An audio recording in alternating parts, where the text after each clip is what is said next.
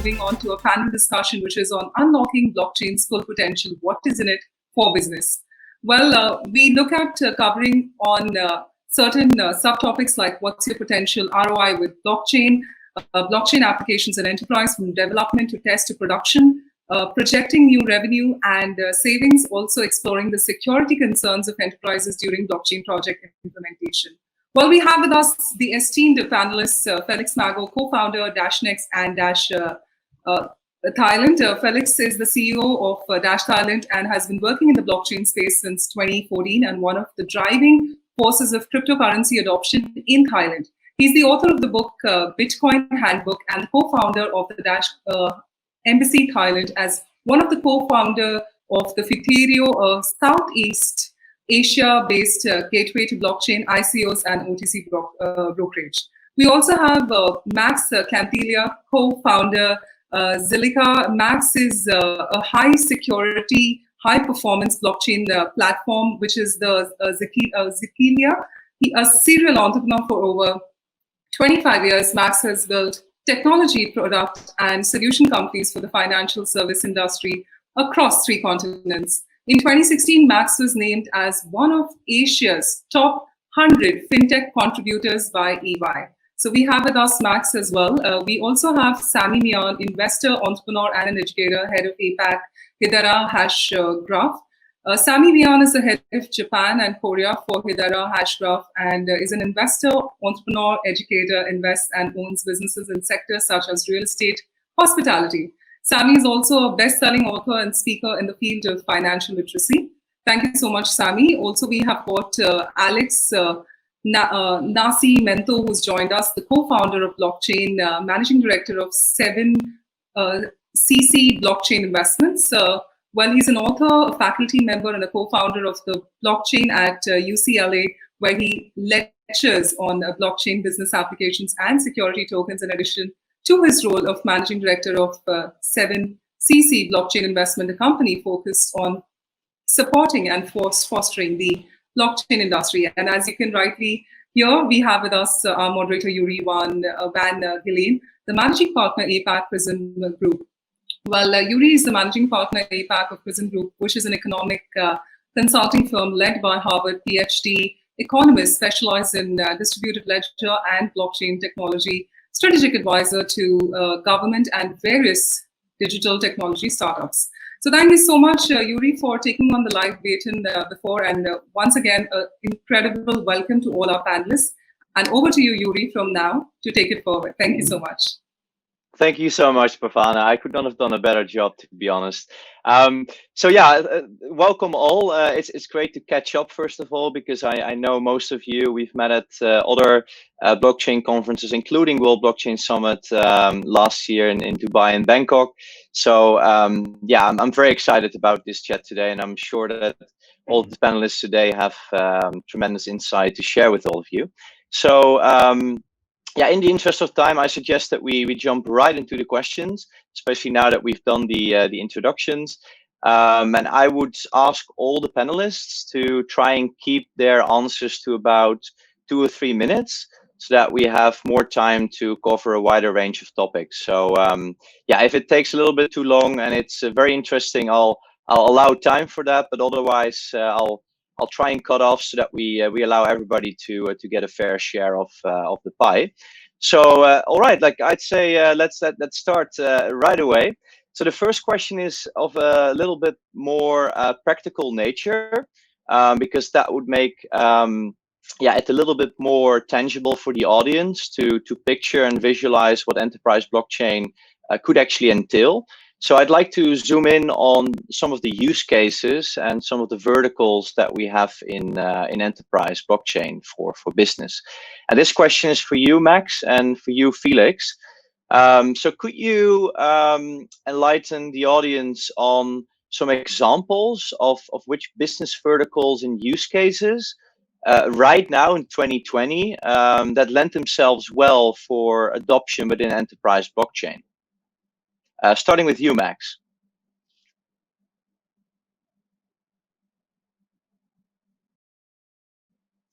You're muted, Max. I think you're muted still, Max. Yeah. Sorry about that. I'm on now. Can you hear me? I can hear you, Max. Okay, Yes, please. Okay, good.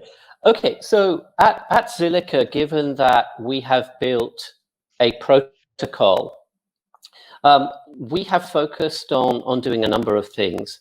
So firstly, we have worked very hard to build market infrastructure. And in particular, we believe that there are components that are very important to get into place before we can start to see mainstream enterprise adoption. So for example, stablecoins. We've worked very, very hard in Singapore to create a Singapore dollar-backed stablecoin. But in terms of industry sectors, certainly financial services, decentralized financial services, given that we are a public blockchain, has been a major focus. The second thing, through a sister company of Zilliqa, we have focused very hard on the advertising and marketing technology sectors, where we again believe that there are things we can do that we could not do without a blockchain. So those are two examples of big industry verticals that we are tackling. Well, loud and clear. Brief and to the point, Max. Thank you so much, and very excited about what Zilliqa is building these days. Felix, over to you for Dash Next and Dash Thailand. Yeah, thank you. Actually, I can only agree to that, and I'm in the lucky situation that I mostly focus on Dash, which is very payment focused. So obviously, payment is through all industry verticals, because everybody has payment at the end of the day if you want to make business. So there is obviously a compelling use case, and more people, also more and more corporations seem to see that use case, which is you can save transaction fees, you are just faster, and you can set up your own service by just cutting out middlemen. So the use case is quite compelling, yet it doesn't work if we don't have things in place like you just mentioned, which is not even only stable coins, mostly even fiat on and off ramps. Because the truth is, with all the big corporations I talk to, they everybody heard about blockchain, nobody dares blockchain to really implement it and to do something. So everybody I'm working, especially on the higher you go on the corporate level, the more you need end-to-end solutions for that you can prove I can settle immediately to you, and the money is locked in real money on real bank accounts. So it's on us to provide these solutions, and if there is an opportunity for stablecoins, has to be seen. So, but this is only for the payment side of things. Actually, where I'm coming from is from digital innovation, and I was helping a lot of companies to see if there's blockchain potential, such as Audi or such as other banks, especially in the European market. And I have to say, we were talking about this since 2015. Everybody was looking into it, has some use or some POCs running, but it's not really there yet. And honestly, I'm personally gave up a bit, to convince corporations that they need blockchain. I'm, on the other hand, very happy to help if they find there is an opportunity to really do something, right? So I think if we go out and have to, convince people to use it, probably we will not go somewhere. I think what we have to do is provide these use cases and to show that stuff is working, and then people will come to us and ask, hey, I want to be part of that, So I can only recommend everybody to create a use case, and that creates a need for people who want to join. Yeah, thank you, Felix. And to the point that you just raised, I do agree that a lot of enterprises, they're really looking at what the business cases are that can drive the bottom line profit, right? Because especially in these days with COVID, it's pivotal for them to focus on what generates direct income.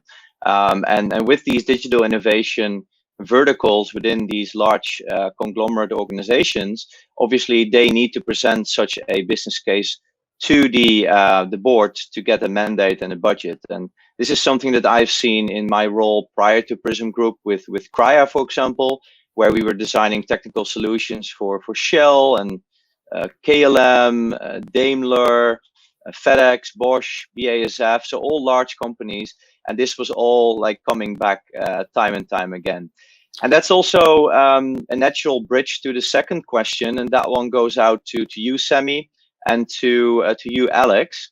So looking at these use cases for enterprise, like how would you, based on your experience within 7cc for you, Alex, and within Hedera and all the conglomerate enterprise that you work with, Sami, how would you go about successfully defining and developing and implementing blockchain projects within these large enterprises? Could I start with you, Sami, and then move over to you, Alex? Sure. So, I mean, generally, it requires two things, I think. The first thing is collaboration within or with industry participants to ensure that common standards and value propositions are identified. And the second thing is to engage a dedicated team. So, I mean, that can be an internal team or an SI or an app builder. But it is very important to have a dedicated team to build out the technical components, specifically within the context of the use case. We think, I mean, the most important thing, or should I say the lack of common standards and clear regulations has been and will continue to be a major limitation on DLT applications. So, as you mentioned, Hedera Hashgraph, we have a governing council. And they do just that, is to, through different industry verticals, they govern the platform and come up with common industry standards. Because generally the use case tend to be, use case such as, say, supply chain. And these involve many, many different players. So, you have participants who cooperate and compete. I guess you call it, co-opetition. So there's a lot of co-opetition going on within these industry players, and in our role as a platform, we want to bring all the industry players together and help them, or at least steward them, to create common standards. Great. Yeah, no, it was amazing working with your team, Sami, at the end of last year on your updated token economics. So I can definitely concur here. Following up with you, Alex, anything you could add on successfully defining and implementing those use cases within enterprise?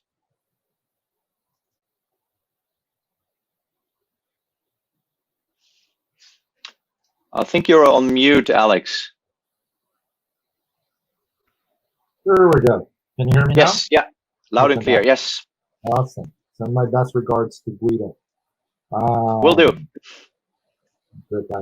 So, yeah, so I can give two perspectives. One as an educator and two as a private investor and advisor. I think that we do a lot of work at UCLA, and for those who are not familiar, UCLA is the University of California here in Los Angeles, doing corporate education. And I think, like many of the panelists mentioned, you need to have that kind of education, at least at a ground level, and a good understanding at the C level or decision level making, right? Because if that's not there, you're not going to get any implementation. You're probably going to go through like the innovation and the corporate venture team, but you're not going to get full buy-in from the corporation. On the other side, as an advisor and an investor, we see a lot of projects trying to implement things, but then at the same time, they hit on regulation, they hit on clarity, and they also hit on adoption, which is a major hurdle. Then two projects, we look a lot at STOs. That's kind of our focus, security tokens and market infrastructure for the finance industry. So we focus a lot on that. And we're seeing like projects like NASDAQ, which are now rolling out a full-fledged solution for security tokens and digital assets for exchanges, being a good example of that, right? They drive education at the top level, and then they bring not only a brand, but a full-fledged solution with all the necessary support team, which I think is also a major thing. So as a concluding thought, I would say to most blockchains and most startups out there, start with education, drill really down the educational part, which Prism Group is really good at. You guys develop really good material. And then give that supporting team, that engineering team, as part of your solution. I think that that's kind of like a winning sauce for most projects. Fantastic, Alex. Thank you for that. And indeed, we've seen that as well in enterprise consortia, and we'll get to that a little bit later. Now I wanted to go to how success is actually measured. And this would obviously help permissionless projects to pitch towards enterprises, but also digital innovation leads to understand how they can pitch it internally to get the mandate and the budget. So yeah, this question is for Max and Felix again. Maybe starting with Felix this time. So how would you go about measuring that success? And is that, for example, as we see in large enterprises these days, a lot of POCs, like experiments, or is that the amount of users? Is that the amount of transactions that go through the blockchain that is underlying? Or is that bottom line impact, what it all boils down to at the end of the day? So floor is yours, Felix. How would you measure enterprise blockchain success? Yeah, this is really a fantastic and kind of a really tricky and evil question. Because when you do blockchain and innovation, you know, like what you actually do is on a broader level, improve your tech stack, right? So if you do innovation, you kind of have all the KPIs you just mentioned. You know, I want to save money. I want to increase usage. I want to have an edge over the competition. But at the end of the day, you know, if you do innovation, it's a lot of stuff you actually have to target, which is also the corporate culture. You have to re-educate your people. You have to show them that you do something different. You have to redesign your business models, you know, to upgrade them to new technical standards. And, you know, before blockchain, I came exactly from this world of digital innovation, which, I mean, if you look at, just take the example of banks, right? Most banks will run on kind of super old core banking systems. In Europe, it's very SAP focused. So usually what you have done is like you started your core banking system somewhat in 1980. And since then you like build it up a little bit with improvements. And what you have right now is a situation where you have 50 external people, like kind of an army of an SAP army sitting in your basement, you know, trying to upgrade these systems. So coming from there to completely a new blockchain tech stack is just it's not next level. It's like 5 next levels, right? So again, in terms of like how can you measure it, I think you have to really broaden your scope and not only look at the quick wins you have by like how much money can I save, but really it's like a broad scale. And I think everybody who Googles like the wheel of innovation will see like 8 to 10 different dimensions on how actually you can measure innovation, and all these will have certain KPIs, right? So I think there is no answer that how can you measure it for everybody, but you have to look into your own corporation, and you have to, you know, take some time and take proper workshops to figure out, you know, what are the things I want to innovate, and, you know, how can I make a long-term impact on my corporation. Thank you, Felix. Yeah, and maybe building upon what you said initially, what you're building within Silica, Max, how do you go about, as a co-founder of Silica, presenting blockchain to large enterprises, and how do you measure that success? So over the last 3 years, Yuri, we've seen a really interesting evolution in that 3 years ago, we had a huge number of POCs happening, as we all know, and across industry sectors, particularly on Wall Street and the City of London. And many of those POCs were hugely experimental. They were often initiated by standalone innovation groups, and a lot of those projects actually didn't go anywhere. I often refer to it as the graveyard of POCs. You know, it's quite large. However, what we have seen to change is that there is now a growing involvement from the C-level, and I'm sure some of my erstwhile colleagues on this panel will also agree to this. But we're seeing now that C-level people, including the CEO, becomes more involved with a blockchain project early on at an earlier stage, and tries to set KPIs that measure the outcomes of a proof of concept. In fact, I would go so far as to say that we're now starting to see very big brand names going straight into deployment projects as opposed to running standalone POCs.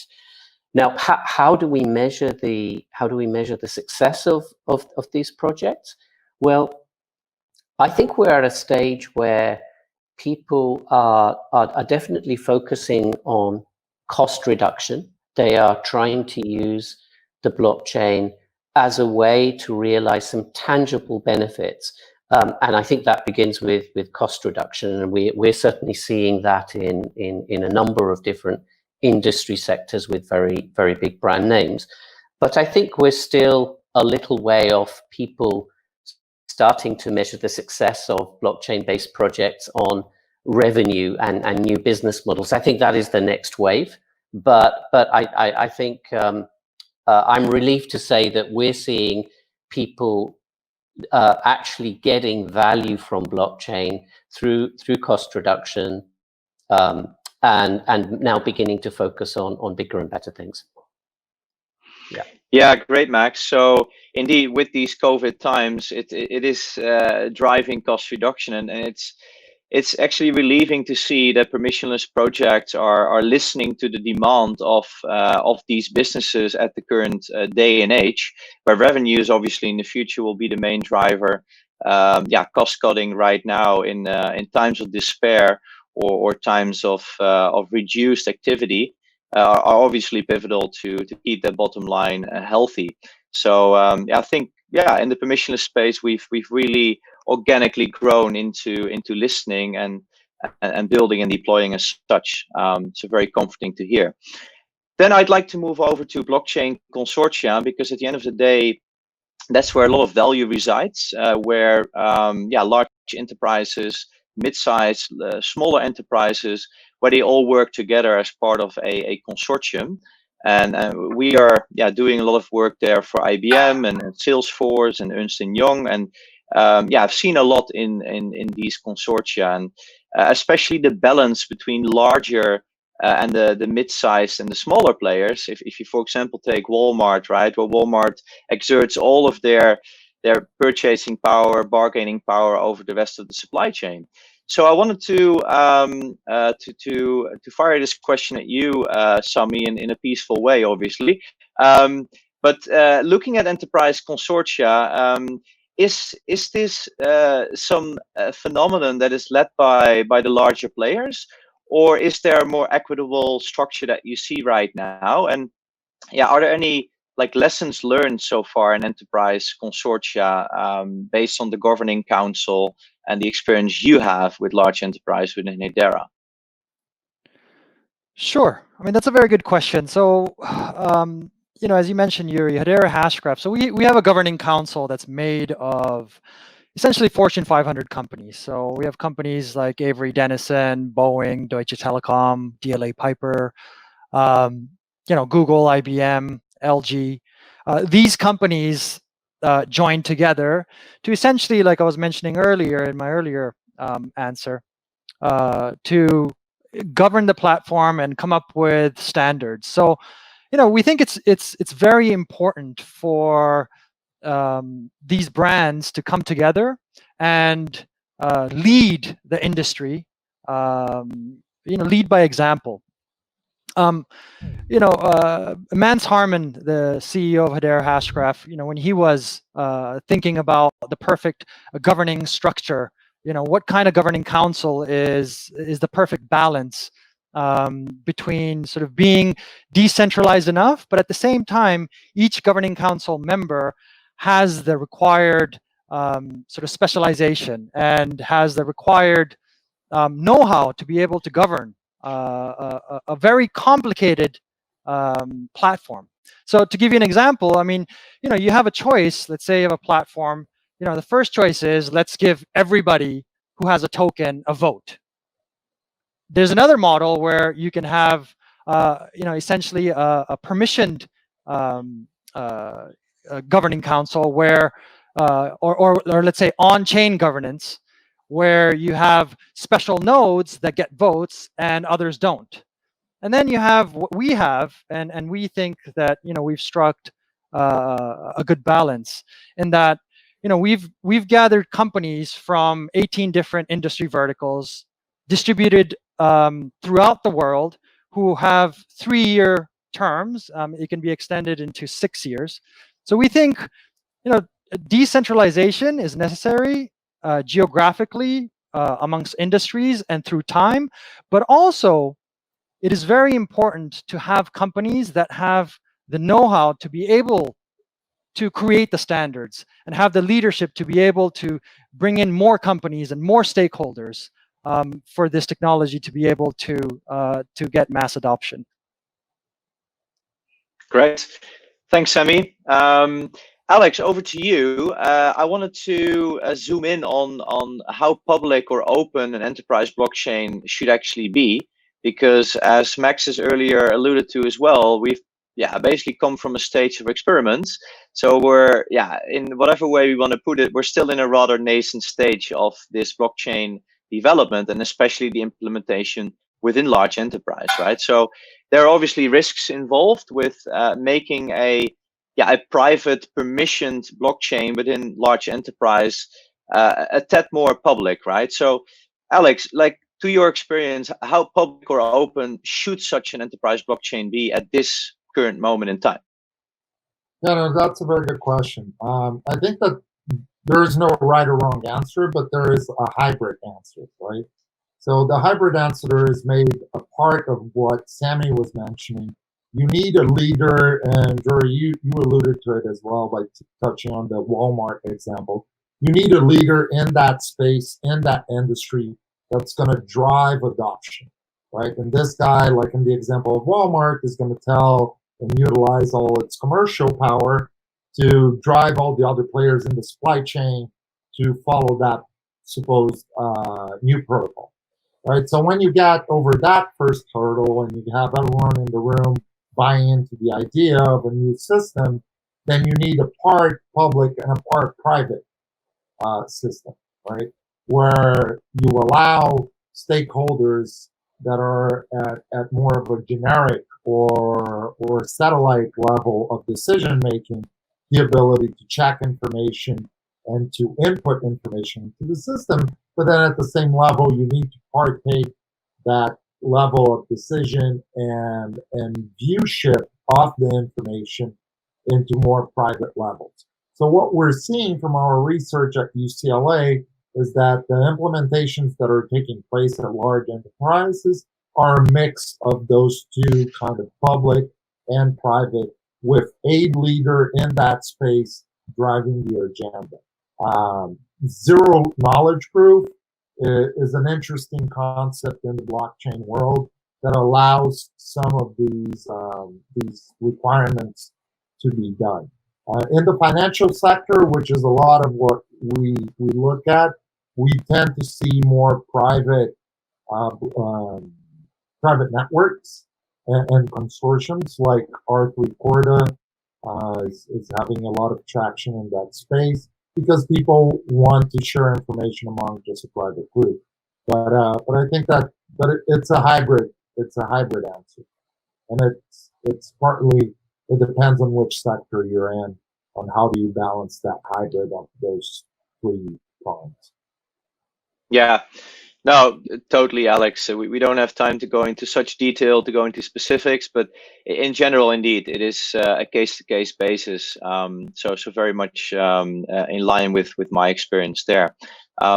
Okay, so now that we're sort of approaching the closeout of the session, while having certainly another 5 to 10 minutes left, but I'd like all of you to briefly think about what the do's and don'ts are when it comes to enterprise blockchain as a conclusion. So maybe one do and one don't.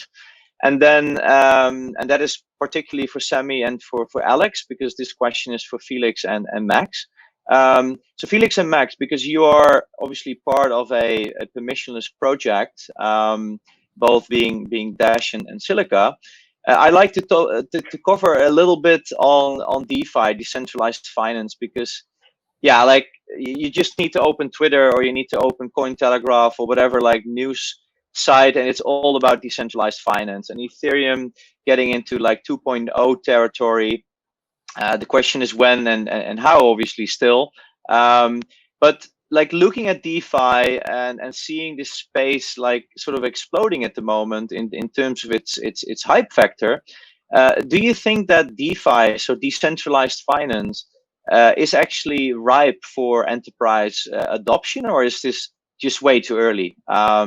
So maybe starting with you, Felix, did enterprise kind of miss the boat on DeFi, or is the boat still about to sail away from the harbor, if you will? Yeah, I mean, the truth is everything in blockchain has a huge lack of users to call it really mass adoption. I think we can all agree on that, and we really would like to get more people in. You know, I mean, it's one thing to be in our own bubble. It's the other thing to ask people who has heard about DeFi, and I can assure you that most people who are not into blockchain don't know anything about it. So there is still a long way to go. I personally think it's here to stay. And you know, if enterprises come in or not, I mean, it's open for them to build a lot of new products for their customers. Of course, they would have to do it. You know, one thing I would like to add on what the previous speaker said is that, you know, blockchain is usually meant for, you know, for either using decentralized protocols or for using technology that, you know, enables a network of companies and actors to come together and do something. So definitely, you know, the hard part for any company to do a proper blockchain solution is to accept that what Sami mentioned before, right? That it's not competition, it's rather cooperation. And I've seen many blockchain projects failing because you kind of design something only for your own good and for your own purpose, and not realizing, you know, that at the end of the day, if you cooperate, at the end of the day, you get a much larger market share. I mean, look at data markets, look at financial solutions. It's only, you know, everybody who is building blockchain solution puts themselves first. And if you do that, you know, most likely you're gonna fail, right? I was, for example, working with TradeLens and their Maersk and their TradeLens solution, and everybody, you know, they approach companies, and everybody was telling me, no, I don't give them my data. Why should I do that, right? So you have to create incentives for the people you want to work with in an industry. And yeah, I think that goes for DeFi as well. You know, you have to accept that DeFi is decentralized. So if you want to take the lead on that and you want to make it your own product, most likely you will fail. But if you are open to discuss that, you have a chance as an enterprise or as a startup. It doesn't matter. Decentralized, you know, it's about network effects and about creating value for people. Clear, Felix. Thank you. So I just got the 3-4 minute signal. So if I can start with you, Max, on concluding on one quick do and one quick don't on when it comes to do's and don'ts with regard to enterprise blockchain. Can I ask you to take a maximum 1 minute, Max, to cover those do's and don'ts? Absolutely. Firstly, pick the right use case. Don't experiment with blockchain because you want to be fashionable or trendy. Pick an appropriate use case. Don't just focus on the technical details. Set some important KPIs even at a POC level, and think about deployment at the outset. Crisp and clear. Thank you so much, Max, for all you've shared today. Sammy, can I move over to you for your quick do's and don'ts? Sure. So my do would be, you know, first of all, specifically define a use case, act as a group, and also engage specific app providers. The don'ts would be go at it alone, or let's say just engage a consultant. So I think I mentioned before, but natural competitors need to really cooperate. And the important thing is to resolve this competition paradox. And if everybody can agree on governance decisions and how the system, data, investments will be led and managed, then these enterprise solutions can be successful. But if not, then I think they'll find it very difficult. Thank you so much, Sammy, and keep up the great work that you're doing within Hedera Hashgraph. It gives great exposure to the larger enterprise world. So thank you, Sammy from Japan, Tokyo. Over to you in Los Angeles, Hollywood, Alex. Do's and don'ts. Let me unmute. Yeah. So I would say a do based on education. Try to find a leader in the organization that's going to drive the agenda, because blockchain is such a deep rabbit hole that if you try to educate everyone, you're going to have a really hard time. So you want to find a leader that's going to drive the agenda of implementation. And on the don't, I would take, what Max was saying is like, don't just use it as a fancy tech innovative solution. Try to focus on a commercial use case and tackle that commercial use case, because if you can prove that there is a need for a commercial improvement and you have a better commercial use case by using this technology, you will find a greater adoption within any organization. Fantastic. Thanks, Alex. I want to thank you for your contributions. Always appreciated. And hope to see you soon in either LA or the rest of the world. Over to you, Felix, for the last words on the do's and don'ts in and out of Thailand, presumably Bangkok, but at least Thailand. Do's and don'ts, Felix.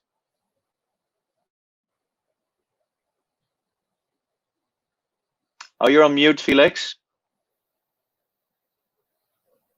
I'm sorry. Okay. I can only agree to what Alex just said, it's like find a leader in your organization. What I would add is also get the support from bottom up, because it's always bad if you have somebody to push it from top down, but you need the support from bottom up to change processes, to change stuff in your organization. So that is just the one thing to add. I think my previous speaker said it very nicely already. Thanks, guys. Fantastic. Thank you, Felix. And I think we had a great amalgamation of certain patterns that the audience could take from this session. And with that experience that has been shared over the last few years that these guys have been building in the space, I think this should set you up for a more realistic approach on enterprise blockchain, as I believe that is important. Thank you all so much, and it's a pity that we can't meet in person this time, but I'm sure that those times will come back, and we'll celebrate it even better and more intensively. So thank you all, and hope to see you soon again. And over to you again, Bafana. Thank you very much. Thank you so much, Yuri, and thank you to all our panelists. Thank you for joining us on the World Blockchain Summit.